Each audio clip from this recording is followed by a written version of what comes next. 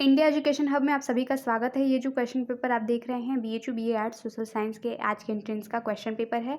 इसकी आंसर की हम आपके सामने लेकर आए हैं। दोस्तों यहाँ से आप अपने क्वेश्चन आंसर मैच कर सकते हैं और मैं माफ़ी चाहूँगी अगर आपके कोई क्वेश्चन के आंसर अगर गलत मैंने बता दिए हैं। अगर आपको इसका उत्तर पता होगा तो आप बता सकते हैं। फिलहाल मैं आपसे उम्मीद यही करती हूँ कि ज़्यादा से ज़्यादा आपको हम सटीक उत्तर देने का प्रयास करेंगे। क्वेश्चन नंबर 31 से स्टार्ट करते हैं। आपके जीके जीएस से क्वेश्चन पूछे गए हैं। लगभग क्वेश्चन नंबर की अगर हम बात करें तो 90 तक पूछे गए हैं। तो यहाँ पर मैं प्रयास करूँगी कि आपका समय ज़्यादा ना जाए और क्वेश्चन मैं थोड़ा थोड़ा कहीं कहीं पढ़ लूँगी, बाकी सबके आपके राइट आंसर बताते चलूँगी, तो आप सभी यहाँ पर रेडी हो जाएं। क्वेश्चन नंबर 31 में पूछा हुआ है कि कौन सी ऊर्जा सौर ऊर्जा में रूपांतरित नहीं होती है। करेक्ट आंसर आ जाएगा नाभिकीय ऊर्जा। 32 में पूछा गया है नेत्र लेंस की फोकस दूरी में परिवर्तन किसकी क्रिया के कारण होता है। इसका करेक्ट आंसर आ जाएगा सिलियरी मांसपेशी के कारण। 33 में पूछा हुआ है आँख का अदीप्यमान सेल डायाफ्राम जो तारे के आकार को नियंत्रित करता है यह कहलाता है। इसमें करेक्ट आंसर आ जाएगा ऑप्शन 2 रेटिना। निम्नलिखित में से कौन सा प्राथमिक उपभोक्ता नहीं है। ये आएगा शाक भाजी जिसे कि हम कहते हैं हर्बीवोरस। क्वेश्चन नंबर 35 देखते हैं दोस्तों कि जैव पदार्थ में कितना औसत प्रतिशत प्रत्येक खाद्य स्तर पर उपस्थित होता है और अगले स्तर के उपभोक्ताओं के लिए भी उपलब्ध होता है। तो यहाँ पर जो प्रतिशत होता है वो होता है 10%। नेक्स्ट है कि निम्नलिखित से कौन सा घटक प्रकाश संश्लेषण के लिए आवश्यक है। तो यहाँ पर सभी घटक आवश्यक है, मतलब ऑल ऑफ द अबव, उपयुक्त सभी। 37 देख लेते हैं कौन सा कीटभक्षी पौधा है। सभी हैं, जितने भी ऑप्शन दिए हैं तो सभी आप 4 को मतलब करेक्ट करेंगे। 38 में पूछा है कौन से पौधे का हिस्सा प्रजनन से संबंधित नहीं होता है। इसमें करेक्ट आंसर आ जाएगा आपका सहपत्र। 39 है निम्न में से कौन से पौधे को सूक्ष्म पोषक तत्व के रूप में कार्यरत करता है। इसमें करेक्ट आंसर आ जाएगा बोरॉन। दोस्तों मैं आपको बताना चाहूँगी ये जो आप बुकलेट देख रहे हैं ये बुकलेट नंबर ए है।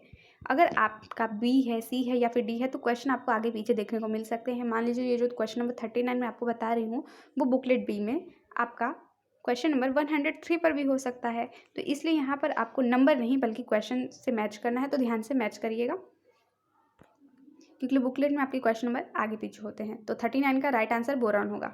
40 है निम्न में से कौन सा पदार्थ शुद्ध पदार्थ है। इसमें राइट आंसर आ जाएगा आयरन, मतलब लोहा। 41 देख लें ब्रिटिश वैज्ञानिक प्रिस्टरे ने कौन सी गैस की खोज की थी जिससे स्वीडिश जर्मन वैज्ञानिक कार्ल विलियम शीले खोजे गए तत्व की संपुष्टि करता है। इसमें राइट आंसर आ जाएगा ऑक्सीजन। प्रथम राष्ट्रीय स्वास्थ्य नीति जो है कब घोषित की गई थी। करेक्ट आंसर है वर्ष 1983 में। अलग रेल बजट परंपरा जो चल रही थी इस समिति द्वारा समाप्त करने की संस्तुति की गई, मतलब ये दोनों अलग अलग पेश किए जाए इसके लिए कौन सी संस्तुति लाई गई थी। करेक्ट आंसर आ जाएगा ऑप्शन 2 विवेक देवरॉय समिति द्वारा। यहाँ पर कॉन्स्टिट्यूशन से क्वेश्चन पूछा गया है पिछड़ा वर्ग राष्ट्रीय आयोग किस संवैधानिक संशोधन द्वारा संवैधानिक दर्जा प्राप्त करता है। करेक्ट आंसर आ जाएगा ऑप्शन 2 102वें के अनुसार। भारत स्टेज 2 BS मतलब थर्ड, भारत स्टेज 3 ये दिया हुआ है मतलब BS थर्ड। मोटर गाड़ियों पर प्रतिबंध कर दिया गया, यह कब से प्रतिबंधित किया गया है ये क्वेश्चन है। राइट आंसर आ जाएगा अप्रैल 1 2017 से। क्वेश्चन नंबर 46 देखते हैं ओलंपिक खेलों में पुरुष हॉकी को 1908 में सम्मिलित किया गया, वो किस देश से सम्मिलित हुए। तो यहाँ पर करेक्ट आंसर आ जाएगा ऑप्शन 1 ब्रिटेन से हुए थे। मोबी डिक नामक उपन्यास के लेखक कौन है जिन्होंने सामुद्रिक साहस से प्रेरित होकर 1851 में इसे लिखा था। तो यहाँ पर आपका राइटर का नाम है हरमन मैकविले। 48 है वर्तमान में भारत के महालेखाकार कौन है जिससे आप कहते हैं कंट्रोलर एंड ऑडिटर जनरल, ये इंडिया के कौन है। तो करेक्ट आंसर आ जाएगा आपका गिरीश चंद्र मुर्मू। निम्न में से कौन सा टीका कोविड-19 के लिए नहीं है। वैक्साकोर नहीं है। भारतीय नौसेना का प्राचीनतम जलीय संरक्षण पोत जिसे जून वर्ष 2021 में सेवा मुक्त दिया गया ये कौन सा है। INS संध्यायक इसका राइट आंसर होगा। फ्रेंड्स ये वीडियो आप अधिक से अधिक सभी दोस्तों के साथ शेयर करेगा जिनके भी आज इंट्रेंस हुए हैं वो आंसर की का वेट करते हैं। तो इंडिया एजुकेशन हब ने आपको फुल आंसर की दी है सब्जी को सब्जेक्ट वाइज, हमने लैंग्वेज का भी आपको बना दिया है हिंदी इंग्लिश, और ये आप GK GS देख रहे हैं। कुछ देर में आपको रीजनिंग और मैथ के भी देखने को मिलेंगे। चलिए नेक्स्ट क्वेश्चन है क्वेश्चन नंबर 51 कि सरकार का जो कौन सा संस्था है जिन्होंने गैर किराया आगमन में वृद्धि करने का उपाय सुझाया है। इसमें आपका करेक्ट आंसर जल्द ही बता दिया जाएगा। अगर आपको इसका आंसर पता है तो कमेंट बॉक्स में आप हमें बता सकते हैं। नेक्स्ट क्वेश्चन है 14वें वित्त आयोग के अध्यक्ष कौन है। इसमें करेक्ट आंसर आ जाएगा डॉक्टर YV रेड्डी। ऑप्शन 2 आपका करेक्ट है। आगे बढ़ते हैं किस समिति ने ट्रिपस TIRPS एवं ट्रिप्स मतलब TIIMS से संबंधित है। ये कौन सी समिति है? चलिए समिति इससे संबंधित है। क्वेश्चन नंबर 54 देखते हैं, ऑपरेशन ट्विस्ट का संबंध किससे है? इसमें करेक्ट आंसर आ जाएगा ऑप्शन 4 मतलब 2 और 3 दोनों से संबंधित है। सरकार LPG सिलेंडर पर उपभोक्ताओं को अनुदान सब्सिडी नहीं दे रही है जिससे आय निम्नलिखित राशि से अधिक है। अगर इससे राशि अगर आपकी अधिक है तो आपको सब्सिडी नहीं दी जाएगी। तो कितनी अधिक नहीं होनी चाहिए ये यहाँ पर पूछा हुआ है। तो क्वेश्चन नंबर इसका राइट आंसर आ जाएगा कि अगर आपका जो है 10 लाख प्रति वर्ष से अधिक है तो आप सब्सिडी आपका लाभ नहीं ले सकते हैं। चलिए क्वेश्चन नंबर देखते हैं 56, निम्नलिखित में कंपनियों में से कौन सी एक महारत्न कंपनी नहीं है? CIL महारत्न कंपनी नहीं है। नेक्स्ट क्वेश्चन है, संघीय कैबिनेट में निम्नलिखित में से किस संस्था पर मल्टी मॉडल लॉजिस्टिक हब के निर्माण को मंजूरी दी गई है? दादरी नोएडा इसका करेक्ट आंसर होगा। क्वेश्चन नंबर है 58, 2020 से सरकार द्वारा प्रारंभ की गई विवाद से विश्वास तक किससे संबंधित है? ये संबंधित है प्रत्यक्ष कर से मतलब डायरेक्ट टैक्स से संबंधित है ये। नेक्स्ट है क्वेश्चन नंबर 59, विश्व बैंक गरीबी रेखा को किस प्रकार परिभाषित करता है? करेक्ट आंसर आ जाएगा आपका ऑप्शन 3, जिसका भी जो है दोस्तों जनसंख्या का प्रतिशत 1.90 प्रतिदिन से कम रहता है विश्व जो गरीबी रेखा को वो परिभाषित करता है। चलिए यहाँ पर नेक्स्ट क्वेश्चन है, जुलाई वर्ष 2020 में लाए गए परिवर्तन के अनुसार सूक्ष्म मतलब माइक्रो उद्योग वह कौन से होंगे? करेक्ट आंसर यहाँ पर आ जाएगा ऑप्शन 2। ऑप्शन 2 यहाँ पर आपका करेक्ट है।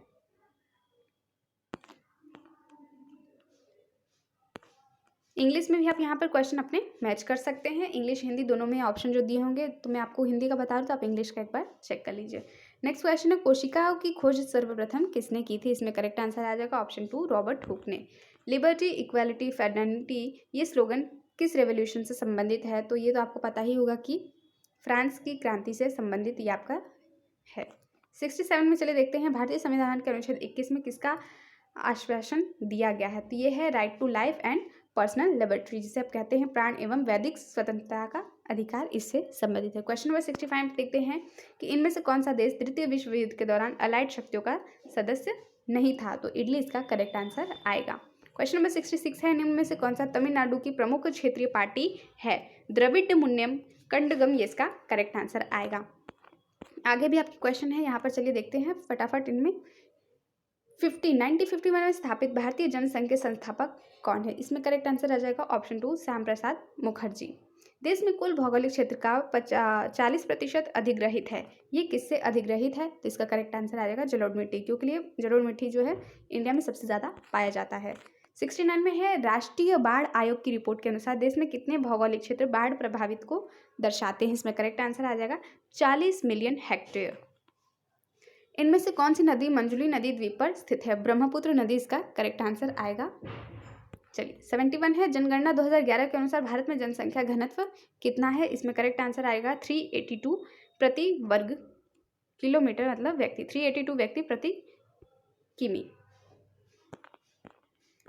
नेक्स्ट है, भारत में कुल उपयोग में लायक जल संसाधन कितने हैं? ये आपको बताने हैं। इसमें करेक्ट आंसर आपका आ जाएगा दोस्तों ऑप्शन 2 1122 क्यूबिक किलोमीटर। ठीक है। नेक्स्ट है, नोआ मंडी और गुआ इनकी उपलब्धता के लिए जाना जाता है, जियोग्राफी से संबंधित है। ये आपके खनिज हैं, मैग्नीज के लिए जाने जाते हैं। फेमस आपका क्षेत्र है नोआ मंडी और गुआ। चलिए ऑप्शन तो मैंने आपको बताया। चलिए 34 पे देखते हैं, यहाँ पर है, इनमें से कौन सा राज्य अब्रक जिसे आप कहते हैं माइका का उत्पादन नहीं करता? अगर आपको हिंदी में कोई नहीं प्रश्न समझ में आता तो उसे आप एक बार इंग्लिश में चेक कर सकते हैं ताकि आप गलती करने से बचे। इसमें करेक्ट आंसर आ जाएगा कर्नाटक, मतलब आपके जो क्षेत्र बचे हुए हैं राजस्थान, बिहार, आंध्र प्रदेश, ये माइका के उत्पादन के लिए जाने जाते हैं। नेक्स्ट क्वेश्चन है, किस नदी को बिहार का शोक कहा जाता है? कोसी नदी को कहा जाता है। किरकुक का तेल क्षेत्र कहाँ पर स्थित है? इसमें आपका करेक्ट आंसर आ जाएगा इराक में यह स्थित है। इराक में आपका स्थित है किरकुक। ये दिया हुआ है आपका स्टेटमेंट, इसे आपको पढ़ना है और इसका करेक्ट आंसर बताना है कि आपको दोनों स्टेटमेंट सही लगते हैं, एक सही एक गलत लगता है, ये आपको समझ के बताना है। तो चलिए मैं आपको इसका राइट आंसर बता देती हूँ। क्वेश्चन नंबर 77 है और इसका करेक्ट आंसर आ जाएगा ऑप्शन 2, मतलब ए और आर दोनों सही है, लेकिन आर ए की सही व्याख्या नहीं है। कहने के लिए मतलब दोनों सही है पर वो एक दूसरे की व्याख्या नहीं करते हैं। नेक्स्ट क्वेश्चन हमारा 78, ये भी आपका स्टेटमेंट दिया हुआ है, इसे चलिए आप अच्छे से पढ़ लीजिए। करेक्ट आंसर आ जाएगा आपका ऑप्शन ए, मतलब ए आर दोनों सत्य हैं और आर ए की व्याख्या करता है। नेक्स्ट है क्वेश्चन नंबर 79, यहाँ पर भी आपको ये स्टेटमेंट देखने को मिलेगा जिसमें आपको बताना है कि विश्व में कुल जूट उत्पादक अधिकांश भाग भारत और पाकिस्तान में आता है। वास्तविक जूट उत्पादक क्षेत्र उपजाऊ जलोढ़ और वार्षिक वाले क्षेत्र से स्थित है जो जूट उत्पादक के लिए अनुकूल भौगोलिक आवश्यकताओं को पूरा करते हैं। तो ये आपको बताना है कि इन दोनों में से कौन सा वाक्य सत्य है या फिर दोनों सत्य है और कौन किसकी व्याख्या करता है, ये सभी चीज़ें आपको यहाँ पर बतानी है। करेक्ट आंसर आ जाएगा आपका 1, ए और आर दोनों सही है और आर ए की सही व्याख्या करता है। चलिए नेक्स्ट क्वेश्चन है, अल बरूनी ने संस्कृत से अरबी डैश का अनुवाद किया। तो ये आ जाएगा आपका दोस्तों पतंजलि की महाभाष्य का। नेक्स्ट है क्वेश्चन नंबर 81, उस प्रसिद्ध यात्री का नाम बताइए जिसने रिहला नामक पुस्तक लिखी है। इसमें आपका करेक्ट आंसर आ जाएगा इब्न तुत्ता ने यह लिखा था। अलवर और नयार किस क्षेत्र के भक्ति संत थे? इसका करेक्ट आंसर आपको मैं बताती हूँ, ऑप्शन आपका आ जाएगा तमिलनाडु से संबंधित है ये, ठीक है। चलिए नेक्स्ट क्वेश्चन हमारा क्वेश्चन नंबर 83, प्रसिद्ध महिला अलवर संत का नाम बताइए। ये है आपकी अंडाला, जो कि साउथ से ही संबंधित है, क्योंकि अभी हमने देखा ऊपर अलवर और वो संत कहाँ से थे, तमिलनाडु से थे। वीर शैव या फिर कह ले लिंगायत शैव धर्म का एक प्रमुख संप्रदाय भारत के किस राज्य में उभरा? इसमें करेक्ट आंसर आ जाएगा ऑप्शन 3, कर्नाटक। चलिए आगे हैं, नटराज के रूप में नृत्य करने वाले शिव को कितने हाथ हैं? शिव के कितने हाथ हैं ये आपको बताना है। इसमें करेक्ट आंसर आ जाएगा ऑप्शन 2, मतलब 4 हाथ दर्शाए गए हैं नृत्य करते वक्त नटराज में। इस्लामिक अध्ययन के विद्वान जिन्होंने मुस्लिम शासकों का मार्गदर्शन किया है उन्हें क्या कहते हैं? तो उन्हें हम क्या कहते हैं? उलेमा कहा जाता है।